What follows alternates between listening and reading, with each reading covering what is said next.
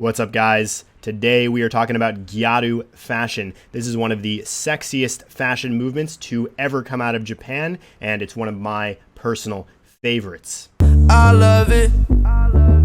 Gyaru is a Japanese way of saying the English word gal, which is an English way of saying the English word girl. Gyaru fashion originated in the 1990s when girls who went to some of the top private schools in Tokyo wanted to be a little bit more rebellious and focus more on partying, shopping, and having a good time than trying to blend into traditional Japanese society. Some of the key pieces of the early Gyaru movement are the Japanese schoolgirl uniform with the super high hiked up skirt here and these nice bunched up schoolgirl socks. Also very common to see this heavily bleached blonde hair and very extreme makeup. Don't forget super cute accessories like these phone charms here and this giant bear that this girl is holding on the train. Anything fuzzy or cute is a great accessory for Gyaru style. Over the years, Gyaru has given birth to many different subgenres of the fashion, and it has evolved over the past few decades, meaning it has a lot of depth.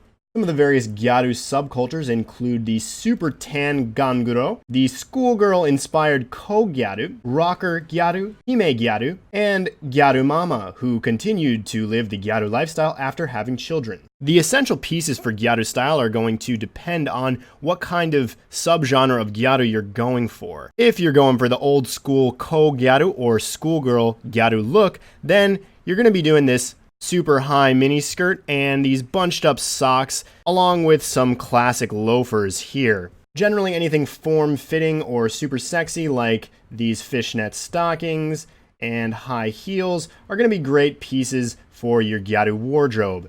These fuzzy leg warmer things you can see in the middle photo, I don't know really what these are useful for, but they certainly look awesome.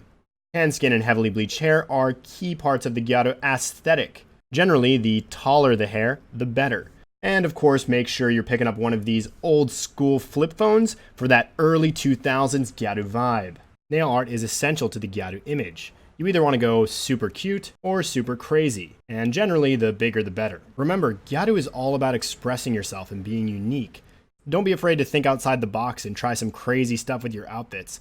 These images are a great example of how wild it can get, and like I said before, the crazier the better. If you want to cop some of that Gyaru clothing, then Shibuya 109 is going to be your mecca. This is a shopping mall in the heart of Tokyo that houses some of the most famous Gyaru brands, including Egoist, Liz Lisa, Mars, Ankh Rouge, Envim, and Cecil McBee. If you're not living in or visiting Japan, then I feel very sorry for you, but you can still shop online because most of these Gyaru brands have websites, and many of them are even in English. So you can import that Gyaru wardrobe abroad.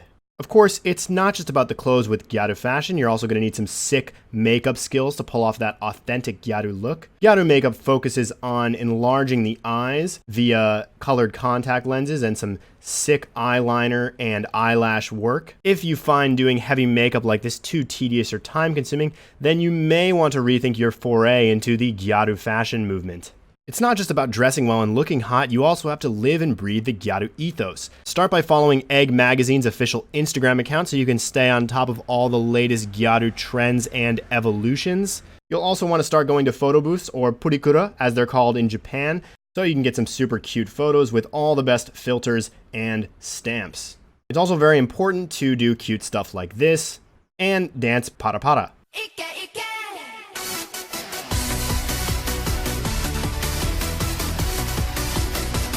For the dudes watching this video looking to find that one-to-one Gyaru wife, you're going to want to go to this area in Shibuya. Specifically, you're going to want to stand right here in front of 109 and wait for your Gyaru princess to find you. But be forewarned, Gyaru do not speak English and they probably don't have much interest in learning it, so you've got to get those Japanese skills up to par. Once you find the Gyaru of your dreams, you can get married and hopefully turn her into Gyaru mama. That's all for today, guys. I hope you learned something about the wonderful subculture that is Gyaru. Whether you're a girl looking to venture into this style of fashion or a guy who just wants to know where to meet Gyaru in Tokyo, I hope you got a lot out of this. See you guys next time.